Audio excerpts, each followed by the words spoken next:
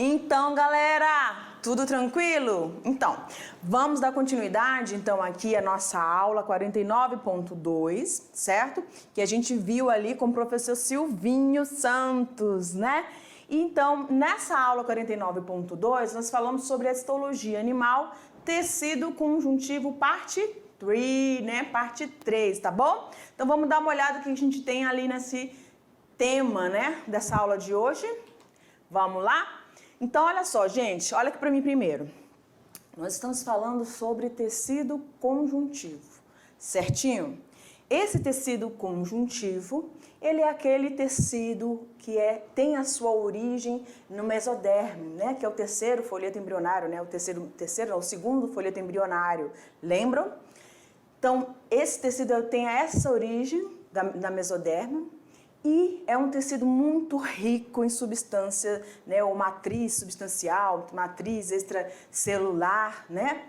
Esse tecido, ele também, tem uma divisão que a gente vai estudar, né, que a gente estudou aí, viu alguns deles, que vai dar continuidade ainda nas demais aulas. Mas a gente vai ter, então, o tecido conjuntivo propriamente dito, o tecido conjuntivo adiposo, cartilaginoso, o ósseo e o sanguíneo, ou tecido do sangue, tá? E é justamente isso que a gente viu nesta aula, certo? Então, vamos dar uma olhada no nosso material. Em relação a esse tecido, do tecido conjuntivo sanguíneo, ou hematopoético, nós trabalhamos aí a questão da linfa, tá? E também a questão de quem? Do sangue, do propriamente dito, né, o sangue, tá? E aí, olha que interessante. Dentro desse conceito, tá? Nós falando de linfa, o que é a linfa? A linfa vai ser aquilo que vai ser o líquido que vai ser extraído, né? Aquilo que vai estar extravasando dos vasos sanguíneos, certo? Ele é rico em água, a gente vai encontrar ali água, proteínas, tá bom? Vários elementos figurados do sangue, menos as hemácias vão estar presentes ali na linfa. E ele vai compor, então, todo o sistema linfático, onde nós vamos encontrar a amígdala, o timo, o baço, os nódulos linfáticos e os vasos linfáticos, e aí nós vamos ter esses capilares linfáticos também, vão estar drenando substâncias, né, o excesso de substâncias das nossas células, certo? Vão estar produzindo, então, também os anticorpos, né, do nosso organismo, tá? São células de defesa que ele vai estar aí liberando para o nosso organismo. E em relação ao sangue, prof., a gente viu que ele tem elementos figurados, os leucócitos, as plaquetas e as hemácias. E temos o plasma também, né? E esse plasma, certo? É aquela parte líquida, correto? Onde nós vamos encontrar os hormônios, várias substâncias ali dentro desse plasma, que é a parte líquida do sangue. E os leucócitos, a gente sabe que são as nossas células, né, vão estar produzindo as nossas células de defesa. Nós temos vários tipos de leucócitos, basófilos, neutrófilos, eosinófilos, tá? As nossas hemácias são aquelas, né, que vão estar transportando juntamente com a hemoglobina o nosso oxigênio, tá? E nós vamos ter as plaquetas. Essas plaquetas que vão estar agindo, certo? Na questão da coagulação sanguínea, ok? Então, esse tecido conjuntivo sanguíneo, hematopoético, a gente vai, então, tem que lembrar dessas duas situações, do sangue e também da linfa, tá? Que vai estar produzindo esses anticorpos. E a gente nessa aula falou também o quê, hein, galera? Vamos dar uma olhada lá? Então, ali você tem, ó, todos os elementos figurados do sangue, tá? Os glóbulos vermelhos, também chamados de eritrócitos ou hemácias, as plaquetas, também chamadas de trombócitos, e os glóbulos brancos ou leucócitos, onde nós vamos ter o monócito, o linfócito, o eosinófilo, o basinófilo e o neutrófilo, tá? E a gente falou que o nosso sistema imunológico, ele vai produzir, então, vai ter uma defesa natural, que é nata, certo? Aquela primeira defesa do nosso organismo, e vai ter a adquirida, que é justamente o que está ali no quadro. Olha lá, vamos lá? Então, a imunidade humoral é aquela que vai produzir os anticorpos no nosso organismo através dos linfócitos B, tá? E aqui nós vamos ter a ação dos linfócitos T, que é a imunidade celular, onde essas células, tá? Esses linfócitos T vão agir sobre células que estejam infectadas por algum micro-organismo, pode ser um vírus, e vai destruir essas células, tá certo? Então foi isso que nós vimos nessa aula. Eu espero que você tenha conseguido captar todas as informações para fazer uma excelente atividade, uma excelente prova. Tchau!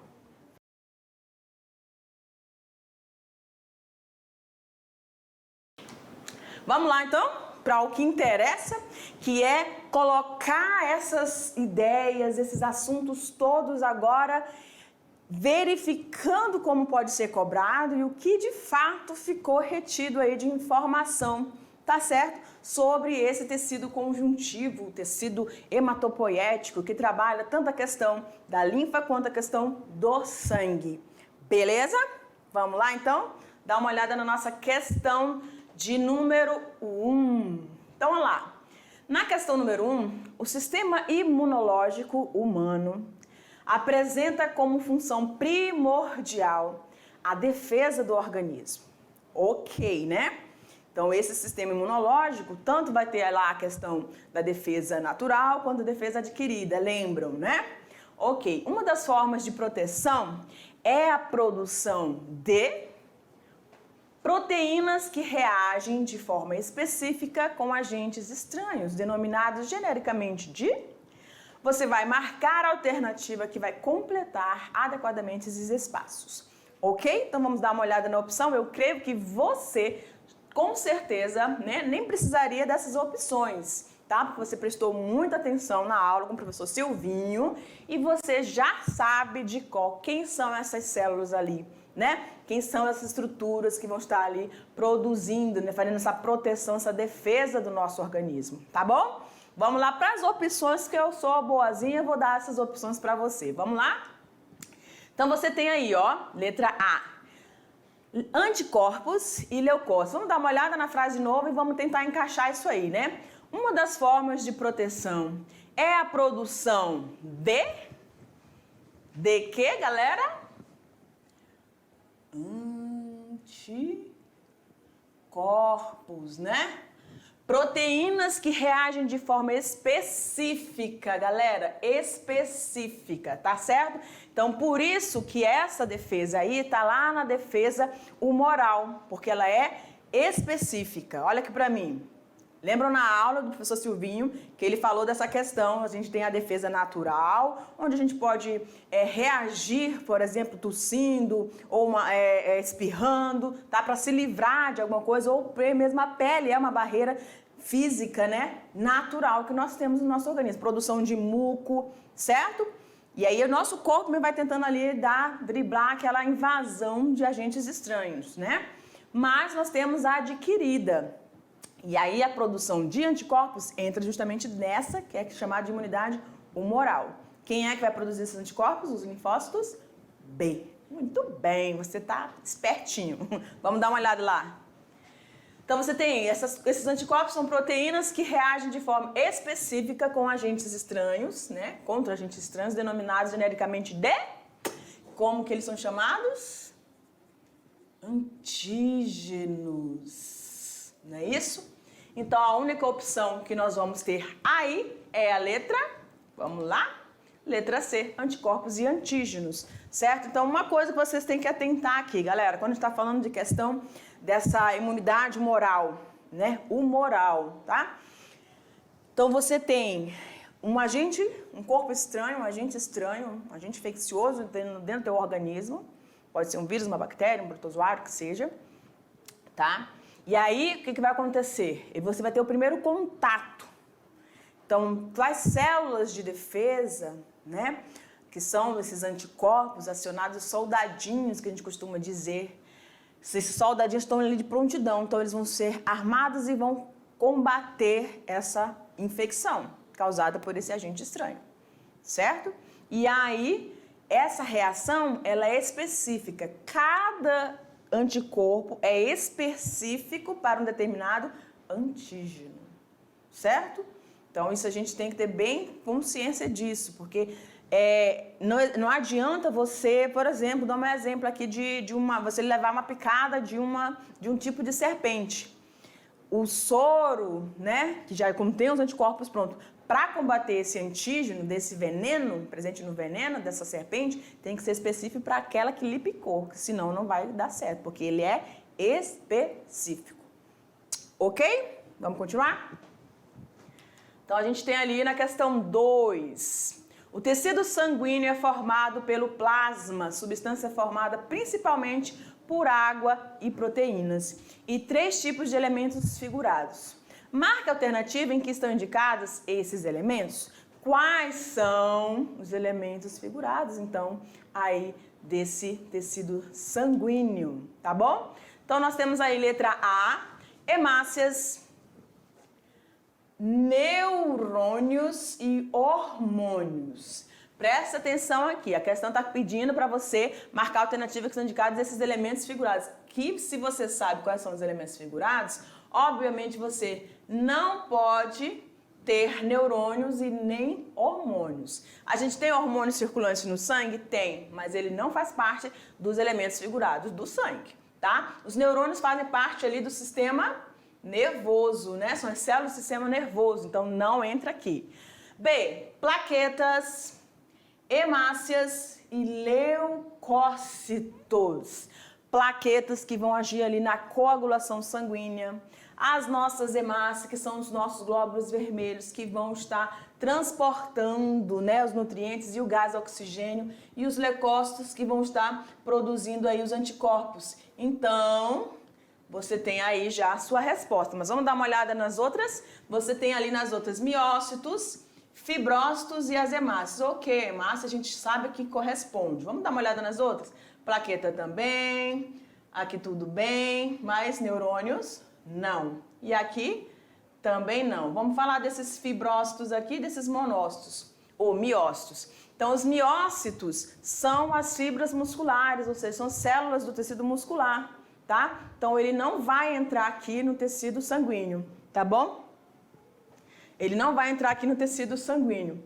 E você também tem ali os fibrócitos. Esses fibrócitos, eles também não fazem parte, tá? Eles são células do tecido conjuntivo, são aquelas células que já produziram ali os fibroblastos, certo? Que são células mais jovens. Então, os fibrócitos são células mais antigas, tá? Que perderam essa função de produzir esses fibroblastos, certo? Então, não tem a ver com o tecido sanguíneo. Beleza? É isso aí. Então, a opção que nós temos, letra B de bom. Você é muito bom aluno. Muito bom. Vamos continuar, então? Questão 3. Imagina que você realizou um exame de sangue. Nele, você percebeu que houve uma grande queda no número de... Número de quê, prof? Plaquetas. Preste atenção aqui que essa é a deixa da questão. Essa baixa nos níveis desse elemento figurado pode levar você a um quadro de quê, prof? Acidose? O que é a acidose? A acidose é o aumento do número de ácidos, substâncias ácidas no teu sangue, né? Então, não está relacionado com a função da plaqueta. B, leucopenia, é um número baixo de leucócitos, tá? Então, quando os leucócitos estão bem pouquinho, estão diminuindo ali, né, no teu sangue, você pode ter leucopenia, então também não entra. A anemia está relacionada ao quê? Aos glóbulos vermelhos, né? Ou as hemácias, tá certo? Então, baixa quantidade de glóbulos vermelhos ou eritrócitos, que se chama, vai provocar anemia. Não entra também aqui no nosso processo, tá? Insuficiência renal é o mau funcionamento dos nossos rins. Então, também não entra. E aí você vai ter a letra E com a hemorragia. O que isso estaria relacionado, então, com as plaquetas? Porque olha só aqui para mim. Quando você tem uma diminuição do número de plaquetas, tá? Isso vai influenciar ali, então, na questão de você não ter aquela reação do organismo de liberar aquelas fibras, né? Aquelas proteínas que vão interromper esse volume de sangue, tá? Que vai estar ali correndo. Então, você vai ter um estancamento, ou seja, você vai ter a ação, tá? Para driblar o teu organismo de perda de sangue. Se você não tem as plaquetas, obviamente você vai ter processos hemorrágicos, tá? Tem mais tendência para ter hemorragias, que é a perda acelerada de sangue, tá bom? Ok? Vamos continuar ali? Então, a letra E, tá? Marquem aí a letra E, que é o que vai provocar aí a baixa de plaquetas. Seguindo, qual a diferença, questão 4, qual a diferença entre imunidade inata e a imunidade adquirida? Preste atenção aqui. Um dos pontos mais importantes para você diferenciar essa questão da imunidade inata e adquirida é justamente pelo fato de que uma é específica e a outra não, é mais generalizada, tá bom? Então, quando você tem, por exemplo, você está caminhando e aí bateu uma corrente de ar e nessa corrente de ar você sabe que existem micro-organismos. E aí o que aconteceu? Você estava conversando, né, fazendo aquela caminhada matinal ali e você recebeu aquela corrente de ar vindo com aquelas impurezas e aí você aspirou aquilo ali. O que o seu organismo vai fazer? Tá? Tentar botar para fora, certo? Essa seria a inata, é uma coisa natural do teu organismo, tentar driblar. Eu entrei em contato com um agente infeccioso, um vírus, e aí eu começo a estar no estado febril, apresentar um estado febril. Então, o aumento da temperatura também está relacionado com o nosso sistema inato. Ele vai aumentar a temperatura do corpo tentando se livrar dessa invasão, tá? Mas a adquirida, que aí a gente tem a humoral, certo? E nós temos também a de celular, né? A imunidade celular. Uma, você vai ter a ação do linfócito B, com a produção dos anticorpos, que é a humoral. E a outra, você vai ter a ação do linfócito T. Esses linfócitos são o que, gente? Leucócitos, tá? São leucócitos. Só que eles são esses linfócitos C são os mais agressivos, eles vão em cima do problema e resolvem a parada, são os matadores, tá? São as células matadoras mesmo, ok? Então eles vão exterminar, acabar com a situação. Ou eles induzem uma célula que está infectada a destruir esses agentes infecciosos, que, por exemplo, uma célula, um macrófago, por exemplo, pode ter englobado algumas partículas virais, e aí o que ele faz? Os linfócitos T vêm, libera uma substância para eles poderem induzirem a destruição celular desses agentes infecciosos. Ou eles podem agir especificamente nessa célula e aí acabar destruindo a membrana plasmática através da porfurina, lembram? E eles destroem, então acaba com a célula toda, tá? Ok? Vamos continuar ali então. Aqui, né? A imunidade, então, inata, você nasce com ela e ela é quem nos avisa através de alguns sinais, como febre, por exemplo, que o nosso organismo está sendo invadido por agentes estranhos. E, volta lá. A imunidade adquirida necessita de contatos com determinadas situações para que possamos ficar imunes, como é o caso da catapora, que uma vez tendo nos infectado, nosso sistema imune adquire a defesa definitiva contra o vírus causador, tá bom?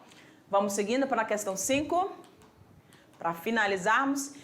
No interior dos vasos linfáticos circula uma substância denominada linfa. Beleza, esse fluido é semelhante ao tecido sanguíneo, entretanto, não vai apresentar o que, galera? A gente falou aqui, né, que essa linfa vai estar... Cadê?